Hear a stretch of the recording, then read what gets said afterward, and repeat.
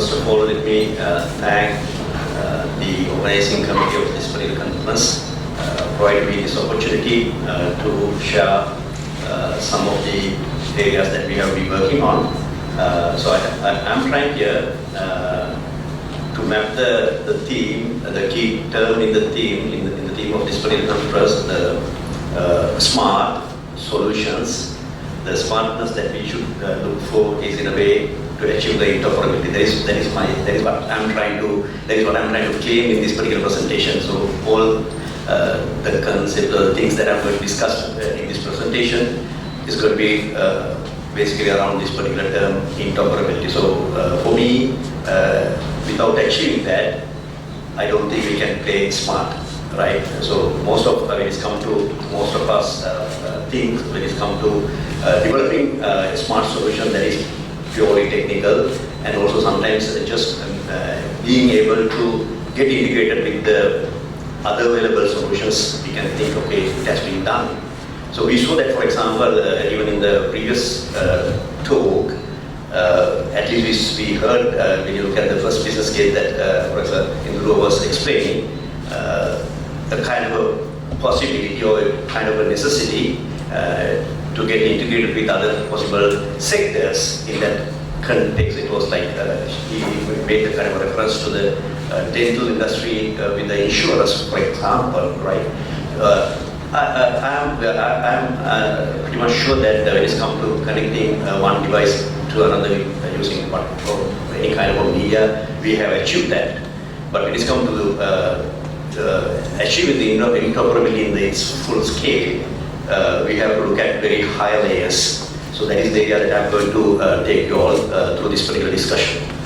So you can see my email address. If you find anything is unclear, you need further interaction with me. Of course, you can use that, my official email address. So I'm attached to Jayaweera, Department of Computer Science. Okay, so these are the areas that I'm trying to go through. We'll try to start with some kind of giving some kind of brief introduction to the term, to the main concept, the key idea, interoperability. After that, I'm trying to give kind of an interpretation to the smartness that we should achieve, as I see. And of course, when we are trying to achieve this with the kind of solutions that we all are trying to develop by utilizing the tools, technologies that we all are aware with, of course, we have to tackle the complexity, right? So very famous approach when it's come to computing, tackling the complexity, managing the complexity is about separation of concern. So I will see how this same concept, this same key idea can be applied when it's come to understanding this particular interoperability.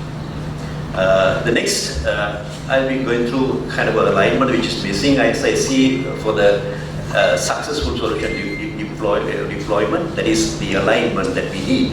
Of course, the IT technologies are advancing in rapid scales, but the problem sometimes we find is the different businesses, how much we can get aligned exactly onto the technological platform that we are having. And finally, I will try to conclude with some of the remarks.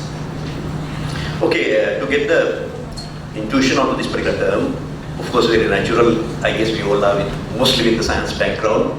So when it's come to understanding something, we go for the decomposition, we analyze. The term can also be, for this particular term, the interoperability can be decomposed or unmerged into these three words. So then, of course, you can get some kind of understanding about the term interoperability, right?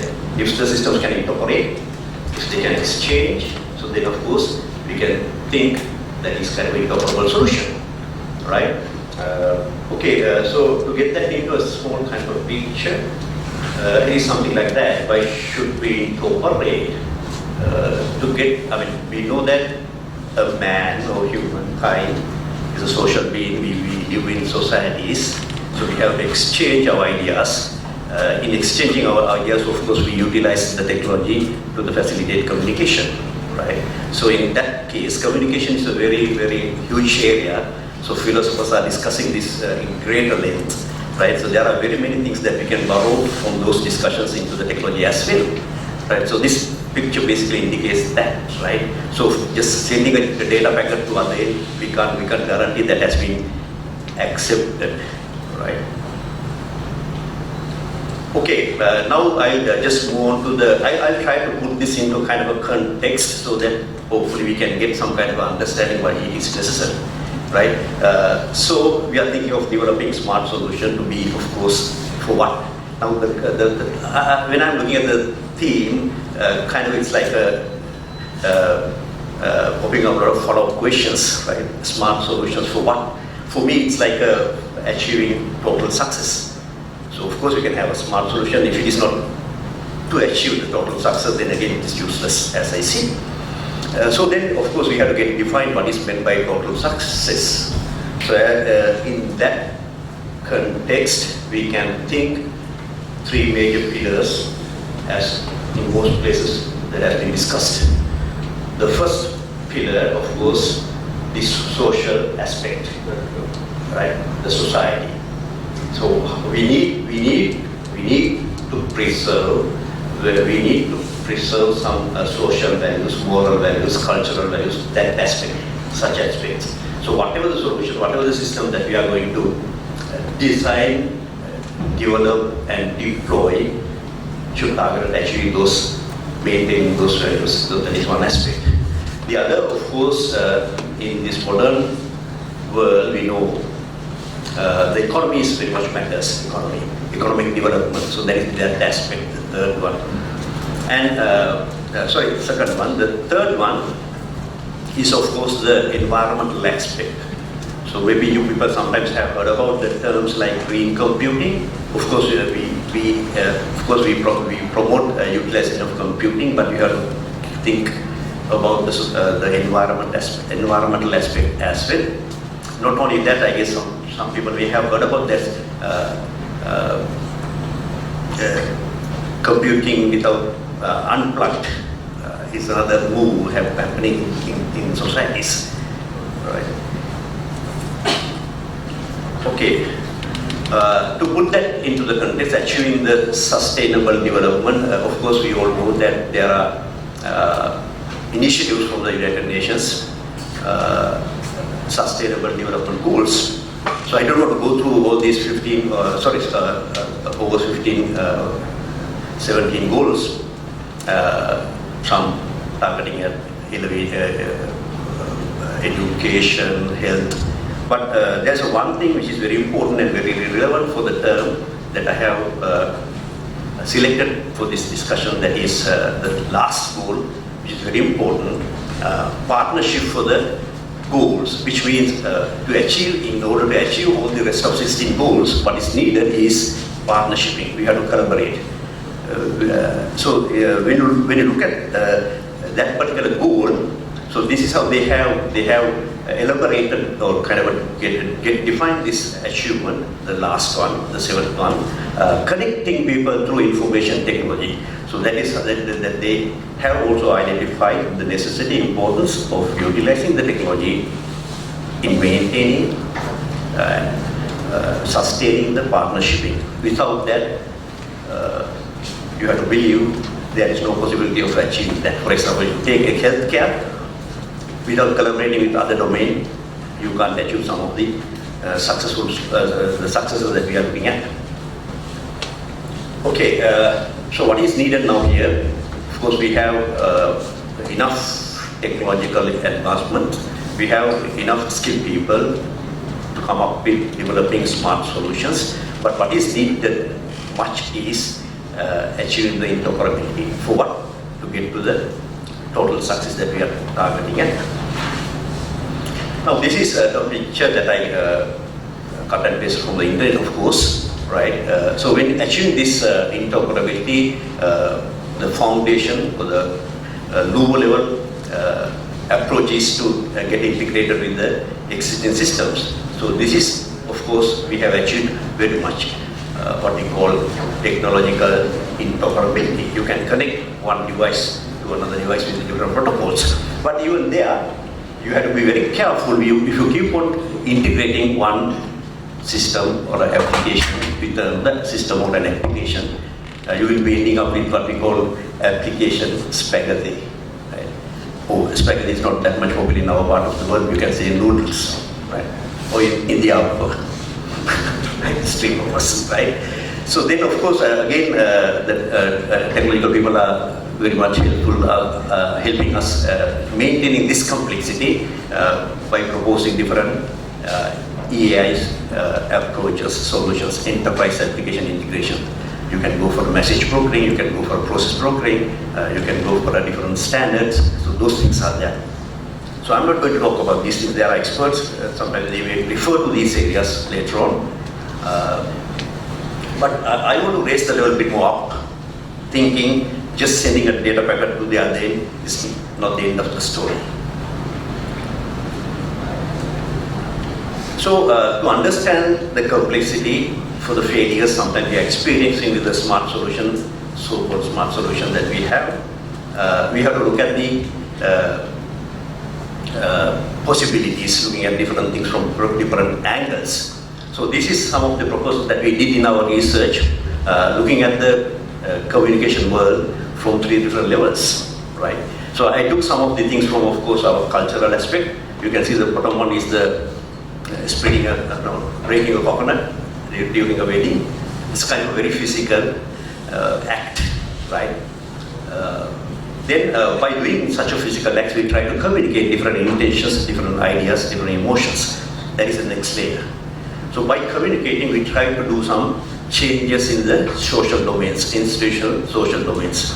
So actually, when we are proposing this, when some modeling communications that can be facilitated on the technology, I borrowed a lot of concepts from the 2 very well famous approaches, the theories. One is SAT, stand for Speech Act Theory, which was proposed by Sir long time ago. Even I also wrote that time. Anyway, in my piece, I made references to that. Normally, when we are referring to very old ones, sometimes studio supervisors may say, get latest references. So I made a reference to a document which is not available during my life, so very old one, Speech Act Theory. And LAP stands for Language Action Perspective, which is very strong movement based on a lot of linguistics and philosophical things. I can make a reference to the contributions from Professor Ray Vinaigrette from Stanford. I guess I have a slide. Yeah, this one. So this is kind of he's from HCI group at that university. So this is kind of a diagram or model to understand how people communicate to get things done, which is very nicely can be supported on technology, right? So I don't want to elaborate on these things because of the time constraints. But anyway, we have to look at these things. Of course, with computers you can communicate different symbols. That is not the end of the story. The receiving party should be in a position to understand what has been communicated. For example, if you are getting an invoice, you have to understand this is the invoice, you have to pay, you have to settle that. So this is the important thing that has to be realized. One more very famous contribution is this semiotic. Of course, when it comes to computing, I would recommend this area, right? Some people are not even referring to these things, right? So when it comes to computing, of course, we have to deal with symbols. So zeros and ones are symbols. So then you have to look for the foundations, theoretical foundations available for symbols. So for that, my recommendation is to refer to semiotic, especially in particular organizational semiotic.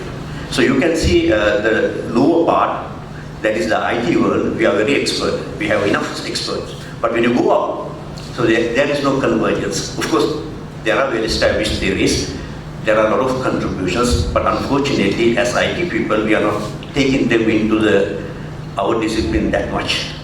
So that is my main concern. So the simple reason is that you can see here is like a snake, a ladder, semiotic ladder, right? So just sending a data packet is not going to be the end of the story. You have to look at the meanings that you are going to communicate and pragmatics, what is happening after that message being understood, and then the social world, how it is going to get changed. And now the next thing is sometimes some people may think these are like just stories for good for academic research, theoretical type of thing. But in practical, these things are happening. For example, this is very nice project initiated inside the European Union called ISA, Interoperability for Interoperable System for Administration. ISA stands for that, right? So they have done very nicely. I mean, for example, when you're developing policies, digital policies, sometimes some people just focus on the very low layers. So that is not good. You have to look at the entire ladder. So this is one, for that purpose, I took this picture, cut and pasted from this particular project, ISA, Interoperability for Interoperable Solution for Administration, not only for public sector, even for the businesses and also for the citizens.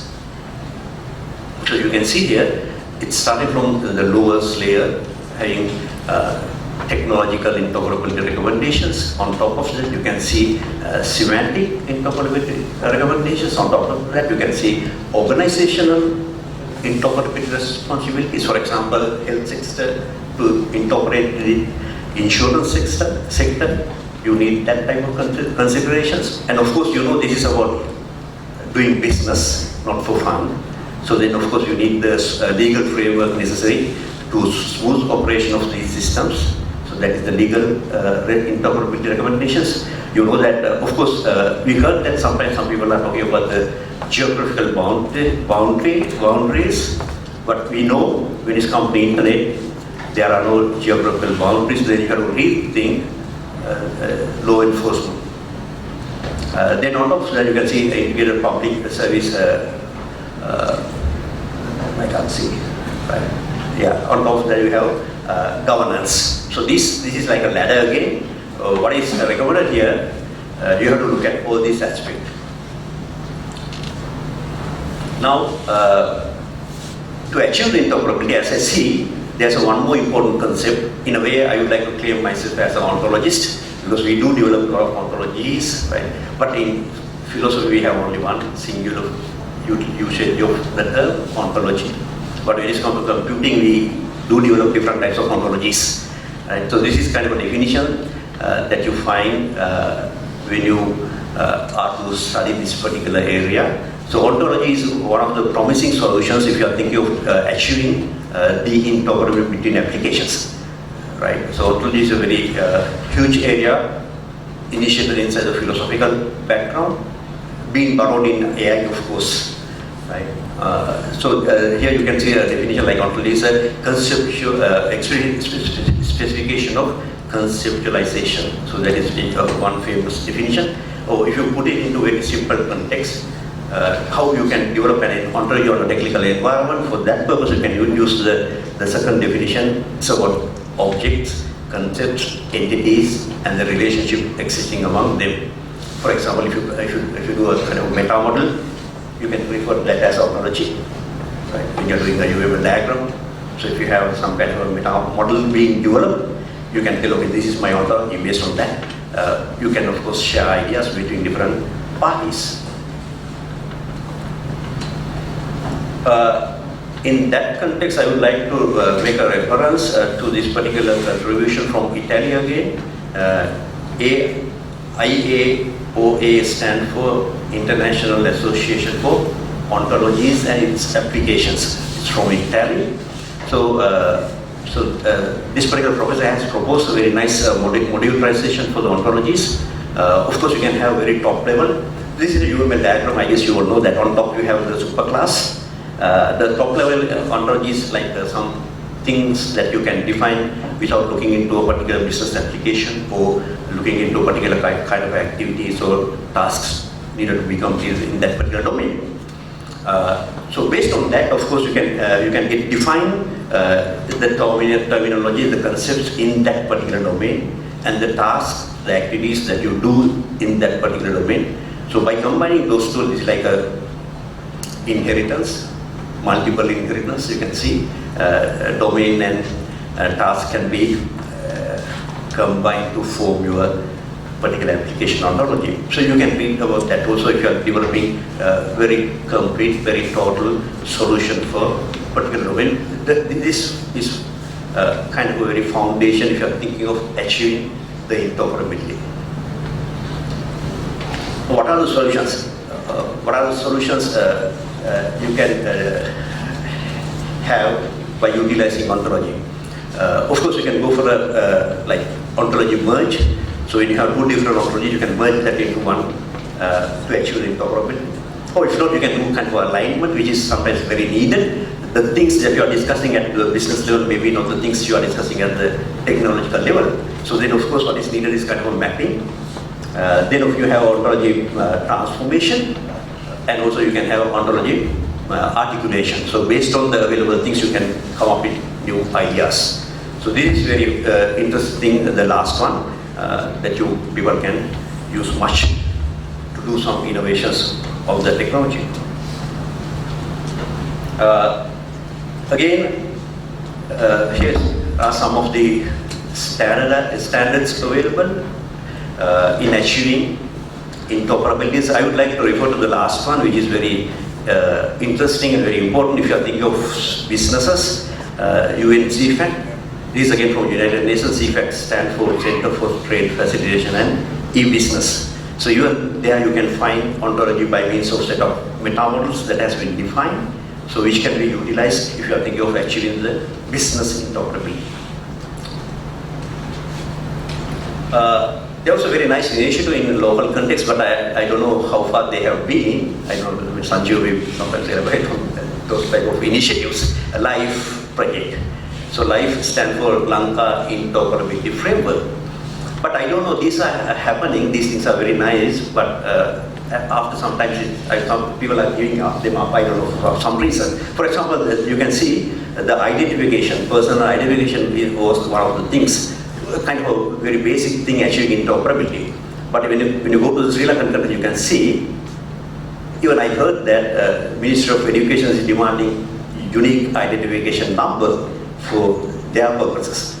So health, they need patient identification number. For personal registration, you have the ID card, national ID card. So we have thousands of different identifications. If you go to the university, you have another one.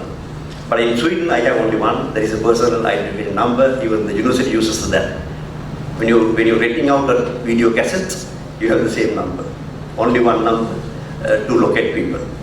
Right? So these are the initiatives that we need to get completed. Right, to conclude, what I tried was to summarize interoperability is kind of a mandatory enabler if you are thinking of achieving the social total solution with smart solution. And of course the complexity is there. Then of course you can think of going for the separation of concern. And what is needed is like a interlayer alignment, which is a must, right? In that context, of course, ontology can be utilized to achieve these alignments, as I mentioned earlier also. And then adaptation of standards are again very useful. If you are talking in a common language, we can achieve the interoperability. And finally, there are local initiatives. Research like that, even Sanjeev and the group also try to come up with some kind of an initiative, local initiative, generally local initiative, maybe we can brief on that.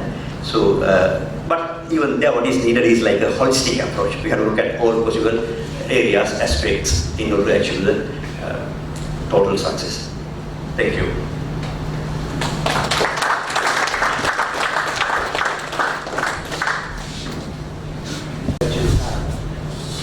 We have the standards, we have the frameworks, and also we know the need. But, yeah. Why aren't they becoming commonplace? I mean, what do you think are the... In local context? Yes. Well, I mean, that is one thing. I mean, people think like, I mean, when I look at, for example, healthcare sector, I know somewhat, right?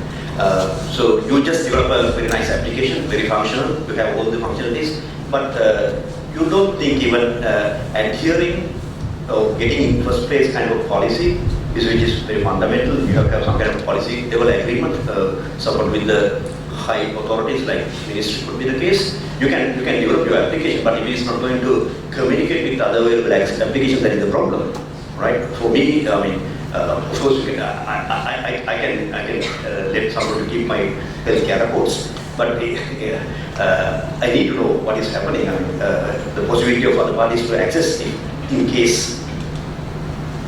So there must be some kind of agreement coming from the top level, and then of course we should adhere to those policy level things. That is one thing which is needed. And also one more important thing, I mean, we don't need to reinvent the wheel again.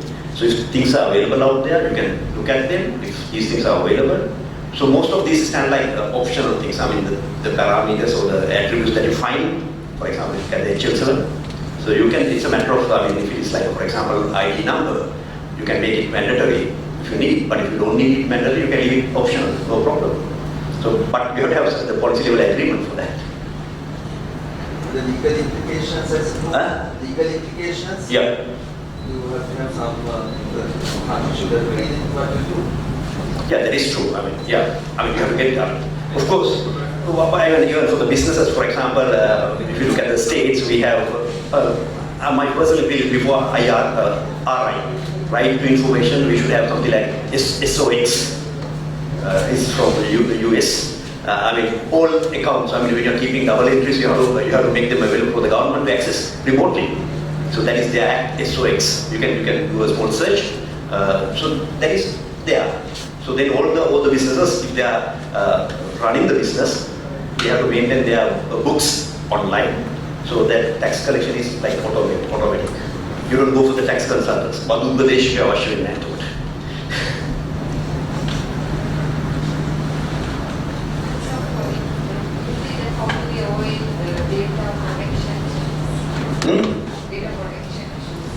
Again, I mean, you need to have the legal framework. So as I mentioned earlier, for example, the same act, SOX. Of course, the company has to disclose some of the financials, but they know how to handle that data, not in the public domain. Likewise, I mean, depending on the sector, depending on the industry, you have to very clearly understand the needs, national and international, and accordingly you have to formulate. You have to educate the relevant legacy formulators with that knowledge. Okay, in the absence of any other questions, I'd like to bring that session to an end. So thank you very much for Jayaweera.